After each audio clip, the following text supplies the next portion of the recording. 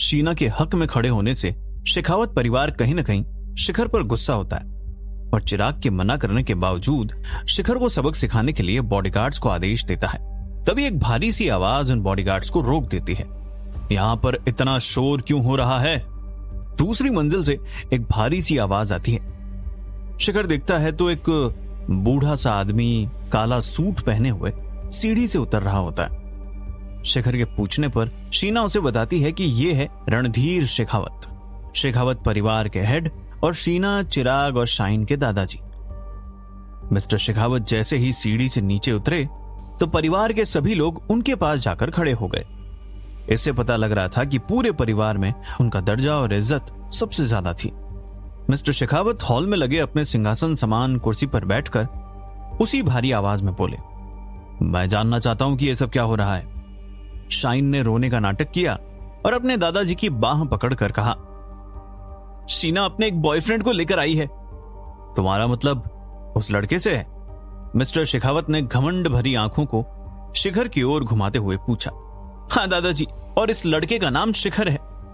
Shine ने शिखर की तरफ नफरत के भाव से देखा। यह सारा शोर सिर्फ एक लड़के के लिए हो रहा है और वो भी इतने सारे बॉडीगार्ड्स के साथ।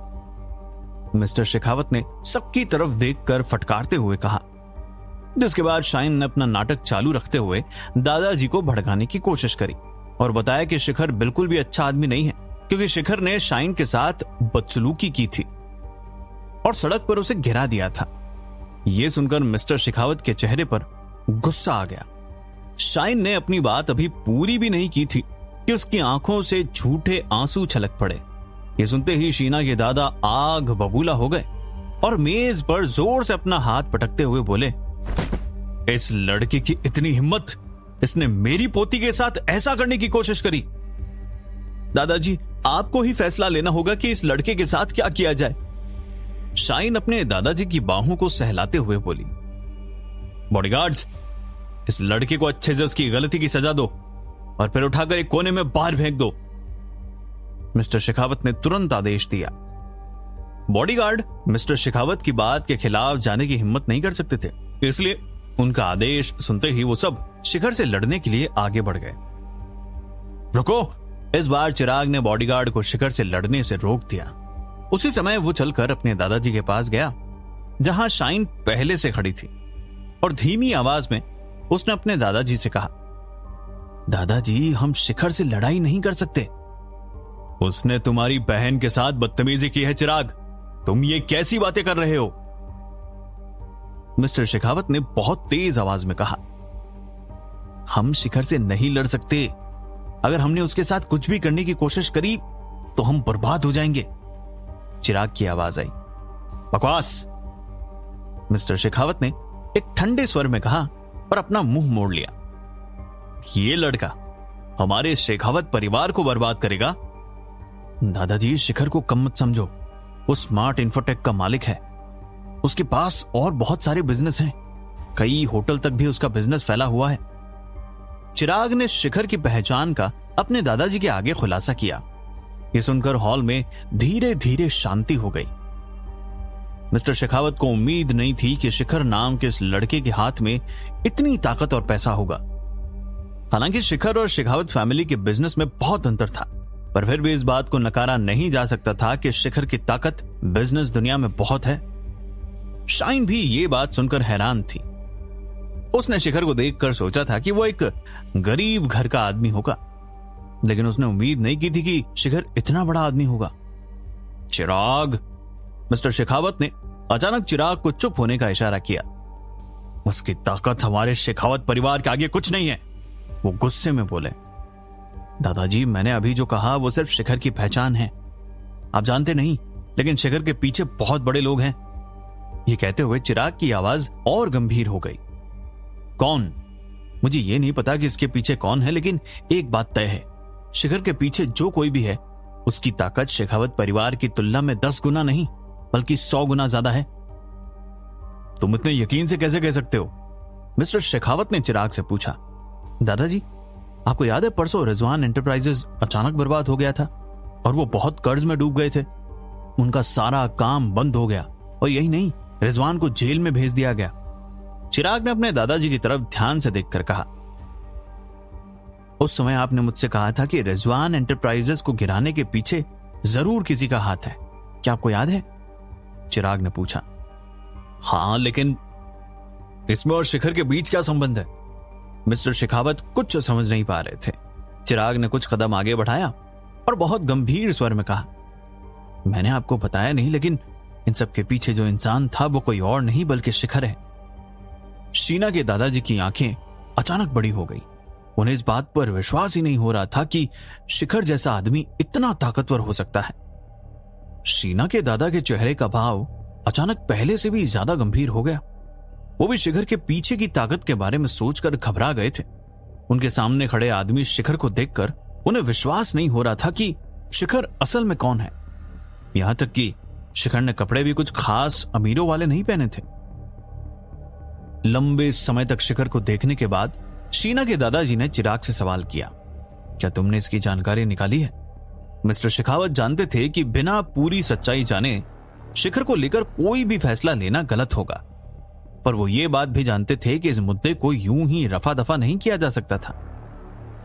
चिराग ने अपने दादाजी को समझाते हुए बताया कि चिराग ने पहले लोगों को जांच के लिए भेजा था, लेकिन उससे सिर्फ इतना पता चला कि शिखर के पीछे की ताकत बहुत रहस्यमयी थी और थोड़े समय में पता नहीं चल सकती थी। ये सुनकर मिस्टर शेखावत एकदम शांत हो गए और गंभीरता से कुछ सोचने लगे। वो जानते थे कि अगर शिखर के साथ वास्तव में एक ताकतवर आदमी है तो शेखावत परिवार शिखर के साथ ऐसे लड़ नहीं सकता था, और अगर उन्होंने ऐसा किया तो निश्चित रूप से शिखर उनके लिए बड़ी मुसीबत खड़ी कर देगा। इससे पहले की स्थिति और बिगड़ जाती, शीना के दादा ने बहुत सावधानी से काम किया। कुछ देर सोचने के बाद शीना के दादाजी ने शीना से कहा, तुम शिखर को आराम के लिए बगल वाले हॉल में ले जाओ। जब हम खाना खाएंगे तो इसके बारे में बात करेंगे। बहुत बहुत धन्यवाद दादाजी।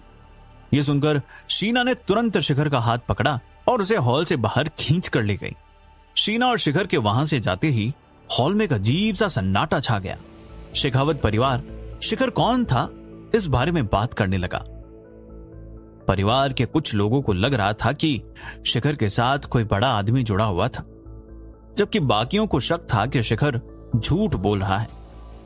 अचानक मिस्टर शेखावत ने अपनी कठोर आवाज से सबको शांत होने के लिए कहा और वो आगे बोले, मैं शिखर के बारे में पता लगाने के लिए किसी को भेजूंगा, और कुछ भी पता करने से पहले हमें शिखर को चोट पहुंचाने की कोशिश नहीं करनी चाहिए। वो नहीं चाहते थे कि शेखावत परिवार को इस लड़के की वजह से किसी भी तरह की परेशानी का सामना करना पड़े। मिस्टर शेखावत की बात खत्म होते ही सबने सहमति में अपना सर हिलाया। हालांकि शेखावत परिवार कोई बहुत बड़ा परिवार नहीं था, लेकिन वो लोग मुंबई में मशहूर थे। शेखावत परिवार उन परिवारों में से था जिनके पास पुश्तैनी जायदाद बहुत ज्यादा थी। वो जानते थे कि अगर शिखर सच में बहुत बड़ा आदमी हुआ तो उनके लिए अपने आप एक नई परेशानी खड़ी हो जाएगी और वो इस परेशानी को झेल नहीं पाएंगे और बर्बाद हो जाएंगे। हॉल से जाने के बाद मिस्टर शेखावत ने कुछ लोगों को कहकर शिखर के जीवन और उसके काम की जानकारी पता करके आने के लिए कहा। एक तरफ शिखर की जानकारी निकालने का काम चल रहा था, वहीं दूसरी तरफ शीना शिखर के साथ चुपचाप वॉक कर रही थी। वो शिखर को अपने साथ घर के पीछे एक छोटे से गार्डन में ले आई थी। ये गार्डन उनके बंगले से थोड़ा दूर था और वो जानती थी कि यहां उसे और शिखर को कोई खतरा नहीं था। चलते चलते शीना एक बड़े से पेड़ के पास आकर रुक गई। उस पेड़ के ठीक नीचे एक छोटा सा तालाब था। उस तालाब में कमल के कई सारे फूल उगे हुए थे। शीना वहां रुकने के बाद पेड़ की ओर देखकर अपने आप से बोली, मेरा सारा बचपन इस पेड़ के आसपास गुजरा है। मैं अक्सर यहां रोते हुए आती थी। मुझे इस पेड़ के पास बैठकर बहुत शांति मिलती थी। शीना, क्या तुम ठीक हो? शिखर ने शीना का उदास चेहरा देखा और उसके कंधे पर हाथ रखते हुए कहा। वो शीना को इतना मायूस नहीं देख सकता था और उसे खुश करना चाहता था। शीना ने कोई जवाब नहीं दिया। पेड़ के नीचे एक छोटी गिलहरी बैठी हुई थी। उस गिलहरी को देखकर ऐसा लग रहा था जैसे वो कुछ ढूंढ रही हो। शिखर ने जब उसे देखा तो वो तुरंत शीना का ध्यान बदलते हुए बोला, शीना वो देखो, कितनी खूबसूरत गिलहरी है ना। शिखर उंगली से इशारा कर रहा था। शिखर जानता था कि शीना को छोटे जानवर कितने पसंद हैं। शिखर के इशारे की तरफ देखते हुए शीना ने उस प्यारी गिलहरी की तरफ देखा, जिसे देखकर शीना के चेहरे पर हल्की सी मुस्कान आ गई। शिखर शीना को मुस्कुराते देख मन ही मन सोचने लगा कि उसने शीना को आज से पहले कभी ऐसे मायूस नहीं देखा, और जब आज उसने ऐसा देखा तो उसके दिल में दर्द सा होने लगा। शिखर शीना को अपने परिवार जैसा मानता था, और उसके लिए शीना को इतने दुख में देखना बहुत मुश्किल था। जिस तरह के शीना के अपने परिवार ने उसे बातें सुनाई थी, वो देखना शिखर के लिए भी बहुत दर्दनाक था। आखिर किसी के घर वाले इतने बुरे कैसे हो सकते थे? आखिर वो खुद अपने घर की बेटी को रोता हुआ कैसे देख सकते थे? शीना ने गहरी आह भरी। काश मैं इस छोटे जानवर की तरह होती, फिर मैं भी एक गिलहरी की तरह हर दिन लापरवाह होकर जी पाती। ये तो बहुत अफसोस की बात होगी कि शीना मेरी इतनी अच्छी दोस्त एक गिलहरी बन जाएगी। शिखर ने माहौल को थोड़ा हल्का करते हुए मजाक किया। क्या मैं सच में अच्छी हूं शिखर? शीना की नजरें तालाब की तरफ थी। उसकी आंखों में दोबारा आंसू आ रहे थे। खुद को संभालते हुए शीना ने एक लंबी आह भर ली। बेशक तुम बहुत अच्छी हो, स्मार्ट हो, दिखने में इतनी सुंदर हो, तुम्हारी आवाज इतनी अच्छी है। मुझे इस बात पर बिल्कुल शक नहीं है कि तुम्हारी खूबियों से कई लड़कियों को जलन होती होगी। शिखर बहुत गंभीर स्वर में शीना से बोला। शायद जो तुम देखते हो वो सिर्फ बाहरी सजावट की तरह है। मेरे अंदर सब कुछ मुरझाया हुआ है। मेरा अतीत हरदम मुझे सताता है शिखर। शीना का चेहरा धीरे धीरे फीका पड़ गया। मैंने बहुत दर्द सहा है शिखर। इस परिवार ने कभी मुझे अपना नहीं समझा। शीना की आंख से एक आंसू बाहर आ गया। शीना, क्या बात है? तुम जानती हो ना कि मुझे तुम अपना दर्द बता सकती हो। शिखर ने शीना का हाथ पकड़कर कहा। वो चाहता था कि शीना उससे अपना दर्द बांटे ताकि उसे कोई हल निकाल कर दे सके। अब वो शीना की कहानी जानना चाहता था। वो जानना चाहता था कि शीना ने आखिर किस तरह का दर्द महसूस किया था और क्यों वो अपने घर वालों से इतनी दूर और अकेली थी। शीना ने सर हिलाया और बड़े पेड़ की ओर झुककर धीरे धीरे जमीन पर बैठ गई और बिना किसी हाव भाव के बोली, मैंने अपनी मां को जन्म के बाद से कभी नहीं देखा। क्या तुम्हारी मां की मृत्यु हो गई थी? शिखर ने भी बहुत छोटी उम्र में अपनी मां का प्यार खो दिया था और उसी का ख्याल करते हुए वो भी जमीन पर बैठ गया और शीना की तरफ ध्यान से देखने लगा। मेरी मां मर गई है या जीवित है मैं नहीं जानती शिखर। मुझे तो उनका नाम भी नहीं पता। शीना ने अपने आंसुओं को पोंछ लिया और अपने घुटनों को अपने हाथों से कसकर पकड़ लिया। फिर वो धीमी आवाज में बोली, असल में मैं एक नाजायज बेटी हूं। नाजायज? शिखर ये शब्द सुनकर हैरान हो गया। उसे अपने कानों पर विश्वास नहीं हुआ। आखिर क्या थी शीना की सच्चाई? शेखावत परिवार ने आखिर क्यों नहीं माना आज तक शीना को अपने परिवार का हिस्सा? जानने के लिए सुनते रहिए मिलियनेयर डिलीवरी बॉय।